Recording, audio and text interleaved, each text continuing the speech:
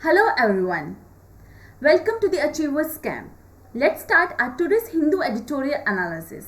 Today we are going to discuss the two most important topics. First is the hunger fight and next is India-Sri Lanka fishermen issue. So in the first topic, which is a reminder that India still trails in the hunger fight. Actually, इस editorial में discuss किया गया है global hunger index report को and India के क्या claims हैं कि ये जो रिपोर्ट है ये बहुत ही अनसाइंटिफिक वे में बनाई गई है. ठीक है, तो फर्स्ट हम देखते हैं कि actually global hunger index report है क्या. ओके, तो ग्लोबल हंगर इंडेक्स रिपोर्ट 2006 से हर साल पब्लिश की जा रही है वर्ल्ड वाइड एनजीओस के द्वारा and wealth hunger her life के द्वारा. Okay, they jointly publish this report and 2020 में इस रिपोर्ट में जो इंडिया का हंगर इंडेक्स था it was 94th in position and in 2021 it slipped to 7 places, that is now it ranked 101 among 106 countries. Okay, अब actually 4 indicators जो हैं वो इस रिपोर्ट में कंसीडर किए जाते हैं. ओके, वो 4 इंडिकेटर्स क्या हैं? Under nourishment, child wasting, that is the percentage of children below 5 years of age जिनकी हाइट के हिसाब से वेट जो है वो बहुत कम है. ठीक है, it reflects acute under nutrition. Third factor is the child stunting. इसमें क्या बताया गया है कि उनकी एज के हिसाब से उनकी हाइट जो है वो कम है. It reflects chronic under nutrition. And the fourth factor is the child mortality.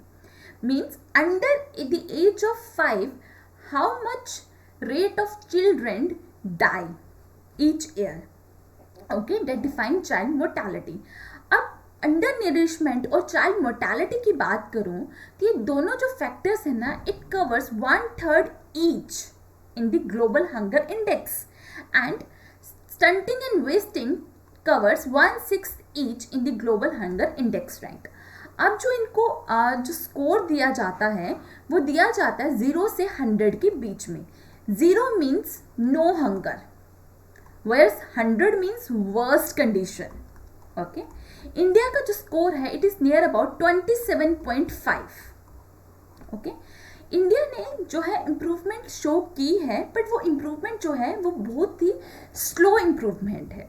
अगर मैं इंडिया की बात करूं तो 2006 से लेकर 2012 तक इंडिया ने इम्प्रूवमेंट शो की है फ्रॉम 37.4 टू 28.8 स्कोर इंडिया ने गेन किया है. एंड 2012 से 2021 के बीच में 28.8 से 27.5 जो है इंडिया का स्कोर हुआ है और ये बहुत ही स्लो प्रोग्रेस है. स्लो प्रोग्रेस की वजह से जो हमारा एसडीजी गोल 2 है दैट इज जीरो हंगर कि हमें 2030 तक हर किस्म के हंगर को ख़त्म करना है. अगर हमारी प्रोग्रेस इतनी ही स्लो चलती रही तो हम इस गोल को अचीव नहीं कर पाएंगे. और इतना ही नहीं, इंडिया जो है साउथ एशियन कंट्रीज में 4th रैंक पर है. मतलब बांग्लादेश का रैंक 76 है, नेपाल का 76, पाकिस्तान इज 92 एंड श्रीलंका का जो रैंक है वो 65 है. ठीक है, मतलब they are far better than us. Okay, जबकि हमारा पर कैपिटा इनकम काफ़ी अच्छा है इन कंट्रीज़ के कंपैरेटिव, फिर भी हमारा जो हंगर रेट है इनके कंपैरेटिव अच्छा नहीं है. और अगर मैं ग्लोबली बात करूं तो चाइल्ड वेस्टिंग में जो इंडिया का जो रैंक है वो बहुत ही वर्स्ट है, even worse than Djibouti and Somalia. Okay, now why India has dismissed 2021 global hunger index ranking. Okay, ministry of women and child development ने ये क्लेम किया है कि जो ये रिपोर्ट आई है ये बहुत ही अनसाइंटिफिक है. मतलब कि जो भी इस रिपोर्ट में डेटा लिया गया है वो एक्चुअली फैक्ट्स को कंसीडर करके नहीं लिया गया है, बल्कि जो गैलोप पोल किया जाता है उसके थ्रू इस डेटा को कंसीडर किया गया है, जो कि सही तरीका बिल्कुल भी नहीं है। एक्चुअल मेजरमेंट्स और फैक्ट्स को कंसीडर करके डेटा को कलेक्ट करना चाहिए और उसके हिसाब से रिपोर्ट को पब्लिश करना चाहिए था, ये इंडिया का कहना है। ठीक है, अगर मैं बात करूं कि ये डेटा एक्चुअली पब्लिश करता कौन है, ठीक है, ये कहाँ से डेटा लेते हैं, तो अगर बात की जाए चाइल्ड मोर्टालिटी की, जो कि फोर्थ मैंने इंडेक्स में बात की थी, 4th नंबर पे चाइल्ड मोर्टालिटी की, तो चाइल्ड मोर्टालिटी का जो डेटा है ये कलेक्ट किया जाता है bye UN inter agency group for child mortality. Okay, whereas under nourishment का जो डेटा है उसको कलेक्ट किया जाता है from FAO। Stunting and wasting का जो डेटा है इसको कलेक्ट किया जाता है from UNICEF, world bank and WHO के थ्रू। ओके, नेक्स्ट चीज गवर्नमेंट ऑफ इंडिया ने क्लेम की है वो ये कहा है कि कोविड के दौरान हमारी गवर्नमेंट ने इतने सारे एफर्ट्स लिए थे to ensure food security, but उस चीज को कहीं पर भी इस रिपोर्ट में मेंशन ही नहीं किया गया है। ठीक है, हमारे सारे एफर्ट्स को इन्होंने कहीं पे भी मेंशन नहीं किया, कहीं पे भी प्रेज नहीं किया। ओके, तो ये दो बातें थी जो एक्चुअली इस एडिटोरियल में डिस्कस की गई हैं, जो कि गवर्नमेंट ऑफ इंडिया ने क्लेम किया और क्रिटिसाइज किया ग्लोबल हंगर इंडेक्स रिपोर्ट को। ठीक है, तो देखते हैं क्या इनिशिएटिव्स जो है इंडिया ने एक्चुअली में लिए हैं। तो हम कुछ इनिशिएटिव्स की बात करते हैं। First is eat right India movement. ठीक है, ये ऑर्गेनाइज करवाई गई थी FSSAI के द्वारा for citizens to nudge them towards eating right in a right way, how they can eat। Okay, उसके लिए इन्होंने स्टार्ट किया था। नेक्स्ट पोषण अभियान, जो कि ministry of women and child development ने लॉन्च की थी 2018 में, to reduce stunting, under nutrition, anaemia among young children, women and adolescent girls. Third is the Pradhan Mantri Matru Vandana Yojana, जो कि 2017 में ministry of women and child development ने लॉन्च की थी for maternity benefit in all districts of the country. Okay, next is mission Indradhanush. इसमें इन्होंने target किया है under the age of 2 children and pregnant women को for immunization against 12 vaccine preventable diseases. Okay, अगर मैं बात करूं कि ये तुम्हारे GS पेपर 2 में आता है, issues related to health. Issues related to health के अंदर ये टॉपिक जो है वो कवर होता है। और अगर बात की जाए क्या इंडिया का जो पीडीएस सिस्टम है, जिसको हम कहते हैं कि बहुत लार्जेस्ट पीडीएस सिस्टम है इंडिया का, क्या वो इफेक्टिव है? क्या इंडिया में जो हेल्थ रिलेटेड फैक्टर्स हैं वो कंसीडर प्रॉपर तरीके से किए जाते हैं? क्या जो रिसोर्सेस हैं, जो अवेलेबल रिसोर्सेस हैं, वो प्रॉपर तरीके से डिस्ट्रीब्यूट किए जा रहे हैं? क्या वो हर एक सेक्शन ऑफ द सोसाइटी को प्रॉपर तरीके से पहुंच रहे हैं? तो इन सब क्वेश्चंस के आंसर्स ही ना हमारी प्रॉब्लम को सॉल्व कर सकते हैं। अगर हम इन सब क्वेश्चन के आंसर्स मिल जाएं, क्या हम सही तरीके से पीडीएस को अप्लाई कर रहे हैं? क्या पीडीएस ही ओनली सोल्यूशन है हमारे हंगर को खत्म करने का? तो ही हम जाके अपने इस जो रैंक को इम्प्रूव कर सकते हैं। Okay, so think about it. Next is the festering crisis in the Palk strait. Actually इस रिपोर्ट में, ये एडिटोरियल में ये मेंशन किया गया है कि जनवरी में ऑलरेडी 4 फिशरमैन की जो डेथ हुई थी श्रीलंका की नेवी के दौरान, अब फिर से राजगीर नाम के 5th फिशरमैन की जो है वो डेथ हुई है, और इन्होंने क्लेम किया हुआ है कि जो श्रीलंका की नेवी है उन्होंने ब्रूटली अटैक किया हुआ है इन फिशरमैन्स को, जो कि अभी राजकिरण है इन पे। वेयरस की जो श्रीलंका है इन एलिगेशंस को डिनाई करिए कि हमने ऐसा कुछ नहीं किया है। अभी इशू क्या है, कहाँ से इशू अराइज हो रहा है, तो वो हम इस टॉपिक में डिस्कस करेंगे। तो सबसे पहले लोकेशन इज इंपॉर्टेंट। सो ये रहा पार्क स्ट्रेट। एक्चुअली स्ट्रेट होता क्या है? स्ट्रेट एक नैरो पैसेज ऑफ वाटर है जो कि दो लार्ज वाटर बॉडीज को कनेक्ट कर रहा है। तो पार्क स्ट्रेट किसको कनेक्ट कर रहा है? पार्क बे को एंड बे ऑफ बंगाल को। ओके, साउथ ईस्ट में पार्क बे है और बे ऑफ बंगाल नॉर्थ ईस्ट में है। तो पार्क स्ट्रेट एक ऐसा पैसेज ऑफ वाटर है जो कि दो लार्ज वाटर बॉडीज को कनेक्ट करता है। इस केस में पार्क स्ट्रेट इज कनेक्टिंग आपका पार्क बे को एंड बे ऑफ बंगाल को। और अगर मैं यहां से बात करूं तो रामेश्वर डिस्ट्रिक्ट जो तमिलनाडु में है वो, और यहां से मन्नार डिस्ट्रिक्ट जो श्रीलंका में है, उसको ये कनेक्ट कर रहा है पार्क बे। ओके, सो बे और गल्फ क्या होता है? बे जो है वो दोनों बे और गल्फ जो है they are the bodies of water that are partly surrounded by land. यहां से भी आप देख सकते हो पार्क बे जो है इस तरफ से और इस तरफ से it is surrounded by a land. ठीक है, बट गल्फ जो है टिपिकली ज्यादातर केसेस, नॉट ऑलवेज, ज्यादातर केसेस में बे से ज्यादा बड़ा और डीपर होता है। ठीक है, सो अब देखते हैं कि एक्चुअली में इश्यू क्या है।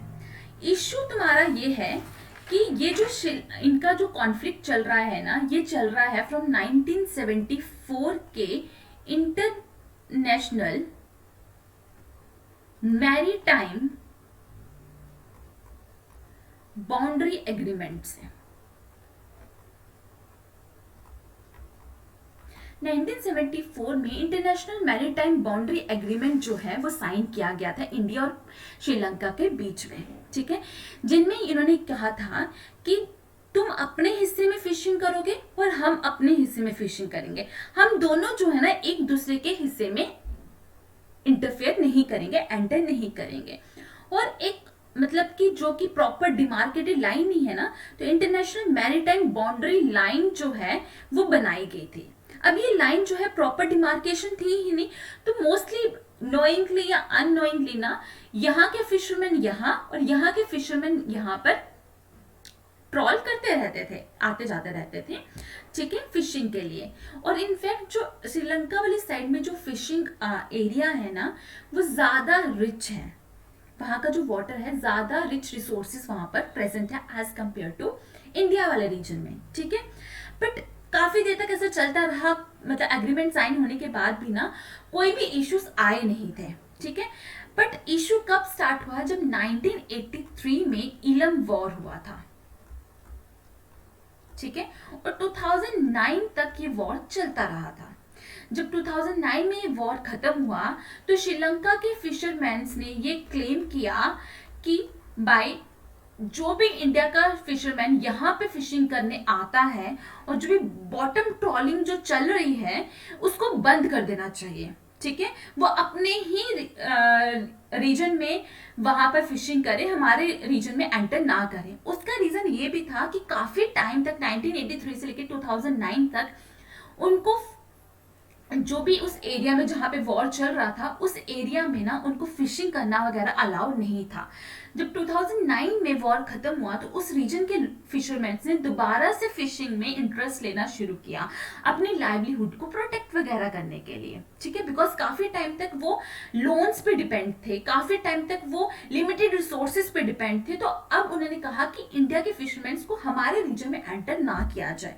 ठीक है, तो इस तरह से काफी टाइम ऐसा चलता रहा। तो ऐसा नहीं है कि श्रीलंका के जो फिशरमैन हैं वो इंडिया के वाटर रीजन में नहीं आते हैं, वो भी आते हैं। क्योंकि एक्चुअली है क्या कि एक्चुअली जो हमारी कोस्ट लाइन होती है ना उसके 12 नॉटिकल माइल तक हम लोग जो है रिसोर्सेज को एक्सट्रैक्ट कर सकते हैं। अब यहाँ से श्रीलंका की जो माइल है यहाँ पे ये ओवरलैप कर रहे हैं। ठीक है, दे आर ओवरलैपिंग।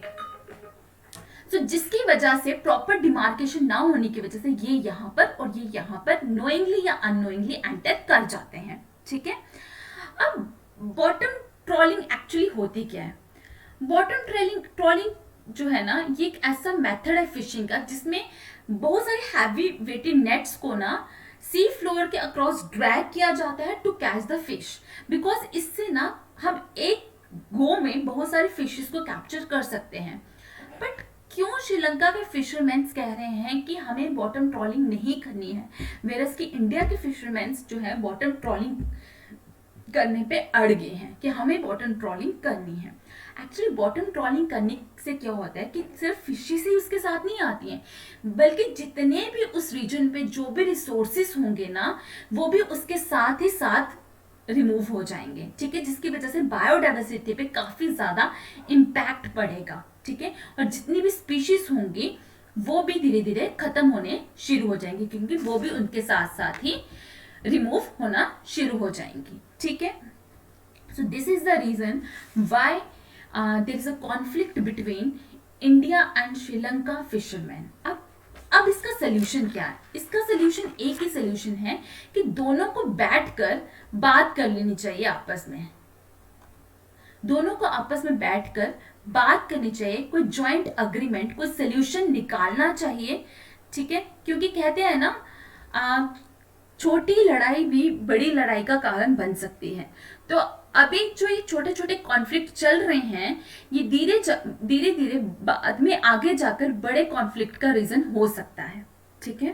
तो better they should talk, they should deepen their relations, they should find a common solution for this problem, so that in future this problem does not take a violent turn. Okay, so that's all for today. So this is the question for today which we have to attempt. The most important fishing grounds of the world are found in the regions where options are warm and cold atmospheric currents meet. It even drains out large amount of fresh water into the sea. Warm and cold oceanic currents meet and continental shelf is anticipating. Try to attempt this question and tomorrow I will give the answer of this question. The next question is this, and answers to the yesterday's questions are this. You can check it. And that's all from my side. Thank you. Do subscribe to our channel and like our video. Thank you.